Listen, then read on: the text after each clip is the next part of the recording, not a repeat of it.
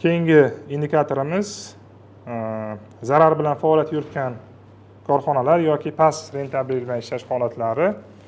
Mana bizda 10 ta korxona 3 yildan beri zarar bilan faoliyat yuritib kelyapti, lekin ishlayapti. Shunday holatda bo'lsa ham turli xil usullar bilan, misol uchun boshqa korxona o'z aloqador bo'lgan korxonalardan qarz mablag'larini jalb qilish evaziga yoki o'sha savdo tushumini ustav kapitaliga yo'naltirish orqali, ustav kapitalini to'ldirish orqali o'zining xarajatlari uchun pul mablag'larini shakllantiryapti, lekin realizatsiyada o'sha narxlarni pasaytirib ko'rsatish yoki sotuv hajmini to'liq ko'rsatmaslik orqali o'sha past rentabellik bilan ishlab kelayotgan holatlar bor. 15 ta korxonada marjasi 1% dan past ishlayapti korxonalar.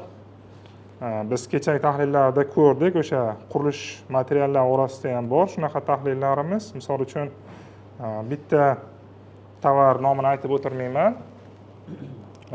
Ishlab chiqaruvchidan yuborilgan tovar bizni yirik savdo korxona sotib olgan va uni o'zidan keyingi korxonaga 2% marja bilan sotgan. Undan keyin korxona 1% marja bilan, undan keyin korxona 1% marja bilan yakunda o'sha naqd pul tushumi bo'lgan quruvchi korxonaga, abnal korxonaga yoki jismoniy shaxsga realizatsiya qilib yuborgan.